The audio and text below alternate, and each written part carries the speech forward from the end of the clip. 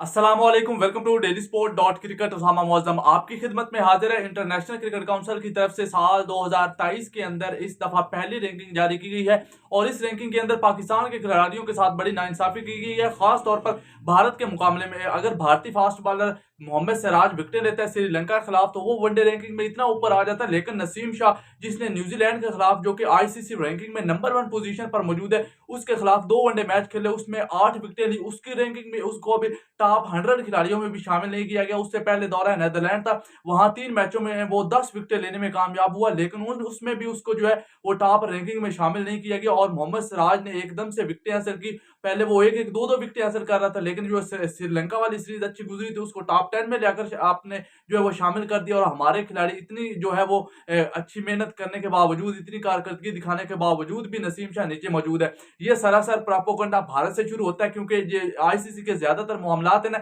Ranking में हमने देखा जब बाबर आजम भी पहले कहीं नंबर 1 या नंबर 2 टी20 रैंकिंग में आए थे विराट कोहली को बीट करके, तो हफ्ता हफ्ता जो है वो रैंकिंग अपडेट ही नहीं की जाती थी। हालांकि साफ आईसीसी बता देता था कि बाबर आजम नंबर 1 पोजीशन पर आ गया, लेकिन फिर भी भारत से ये रैंकिंग जारी होती है, तमाम तर मामलात वहां से होते हैं, तो इसलिए वहां से अपडेट नहीं की जाती। तो ये सरासर नाइंसाफी की जाती है पाकिस्तानियों के साथ। लेकिन बाबर आजम की हालिया जो न्यूजीलैंड वाली सीरीज है इंतहाई मायूस कुन गुजरी है, क्योंकि 2 50 तो वो लगाने में कामयाब हुआ, लेकिन वो टीम के काम नहीं है। अगर पहली बात की जाए 50 की, तो वो 50 कहीं ना कहीं उनको मैच जिताने में कामयाब है। लेकिन जो कि हम कहते हैं कि एक बड़ा खिलाड़ी टीम को मुश्किल हालात से निकाल कर जाता है, आखिर तक मैच फिनिश करके जाता है, लेकिन बाबर आजम वो ना कर सकते। पहले मैच के अंदर भी 57-58 बनाए थे, दूसरे मैच के अंदर भी वो लगभग 80 रन पर पहुंचे थे।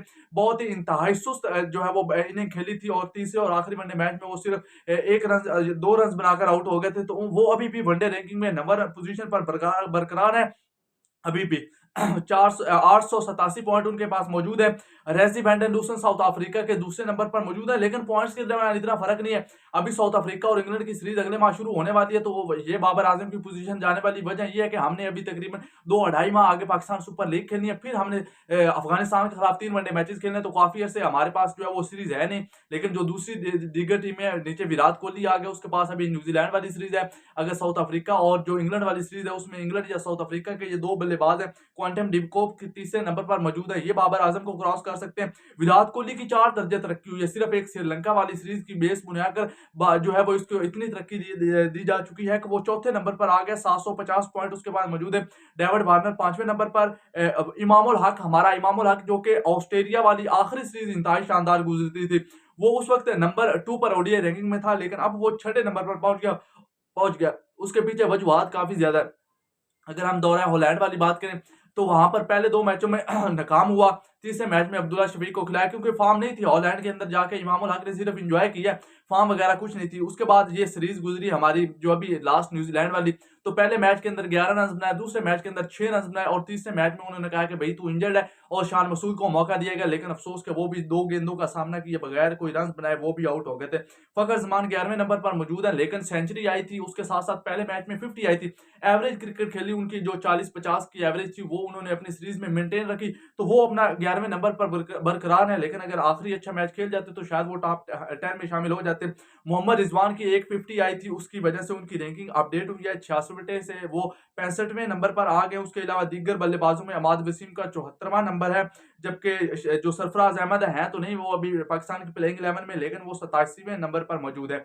उसके साथ साथ बॉलर्स की भी रैंकिंग जो है वो जारी की गई, और मोहम्मद सिराज भारत के, जिन्होंने आखिरी जो वनडे मैच श्रीलंका के खिलाफ खेला था उसमें 4 विकेटें ली थी, और 73 रन पर श्रीलंका तैश नैश हो गई थी। हालांकि 391 रन का हदफ हासिल करना था, और रिकॉर्ड 317 रन से इंडिया ने कामयाबी हासिल की थी उस मैच की बुनियाद पर, और जो ओवरऑल सीरीज में कारकर्दगी की बुनियाद पर सिराज साहब जो है वो आ चुके हैं 16वें से तीसरे नंबर पर, यानी कि टॉप 3 फास्ट बॉलर में शामिल हो गए। ट्रेंट बोल्ट अभी भी मौजूद है, अभी भी 730 पॉइंट है। जैस हाजरवुड 727 और 685 के साथ जो है वो तीसरे नंबर पर आ चुके हैं सिराज। अब शाहीन शाह अफरीदी 8वें से 9वें नंबर पर चले गए। 641 पॉइंट उनके पास मौजूद है। शाहीन शाह अफरीदी बेसिकली उनके नीचे आने की वजह यह है कि वो 2 वनडे सीरीज मिस कर गए। ऑस्ट्रेलिया वाली वो मार्च में सीरीज खेले थे, उसके बाद हॉलैंड वाली सीरीज नहीं खेली, आगे वेस्ट इंडीज वाली सीरीज नहीं खेली, फिर वो ये अभी न्यूजीलैंड वाली सीरीज नहीं खेली। तो कहीं ना कहीं उनकी ये सीरीज है उनको जो है वो नीचे लाने का बायस है, क्योंकि अब पाकिस्तान क्रिकेट बोर्ड ने कह दिया कि शाहीन शाह अफरीदी रिहैब जारी है, और उम्मीद है कि वो पाकिस्तान सुपर लीग खेलेंगे। अगर वो सुपर लीग खेलते हैं तो उसके बाद न्यूजीलैंड वाली अगली 5 वनडे मैचों की सीरीज भी खेलेंगे, और जो आपकी अफगानिस्तान के खिलाफ 3 वनडे मैच मैच हैं वो भी खेलेंगे।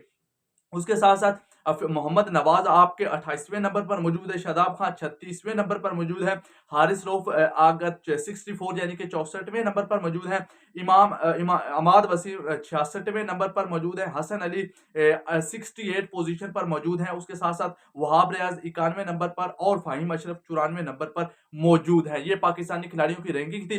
पाकिस्तानी टीम की भी रैंकिंग अपडेट की है, लेकिन अब पॉइंट के अंदर कोई जो है बदल नहीं हुआ, क्योंकि न्यूज़ीलैंड वाली अगर सीरीज़ जीतते तो फिर हमने पहले नंबर पर आना था, या फिर अगर 2-1 से जीत जाते तो फिर दूसरी पोजीशन आनी थी। लेकिन बदकिस्मती से सीरीज का पहला वनडे मैच तो हमने बड़ी खुशी बड़ी आसानी से जीत लिया। वजह बाबर आजम का कैच छूटना, 1-2 रन आउट मिस हुए। उसके अलावा मिचेल ब्रेसवेल ने रिजवान का आसान कैच छोड़ा था, तो वो कई वजूहत थी कि हम पहला वनडे जीत गया। लेकिन दूसरे 2 में नाकामी के बाद पाकिस्तान की भी वो पहले नंबर पर आने की जो ख्वाहिश थी वनडे क्रिकेट पे वो अधूरी रह गई। लेकिन इंडिया के पास बड़ा मौका है, इंडिया न्यूजीलैंड को हराया 3-0 से, तो फिर वो एशिया में जो है वो ना सिर्फ वनडे टेस्ट बल्कि टी20 में भी जो है वो नंबर 1 पोजीशन बन जाएगी। टेस्ट और टी20 में वो ऑलरेडी है, वनडे में वो न्यूजीलैंड को शिकस्त देकर बांध सकते हैं। लेकिन न्यूजीलैंड के खिलाफ उनका इंतहाई शानदार रिकॉर्ड है। आज तक न्यूजीलैंड वनडे सीरीज इंडिया से जीतने में कामयाब नहीं हुआ। 17 और 15 में आखिरी सीरीज खेली थी, 3-2 और 2-1 से न्यूजीलैंड जो है वो हार चुका है। अगली वीडियो तक उसामा मौजूम को इजाजत दे, अगली वीडियो तक इजाजत, अल्लाह निगहबान।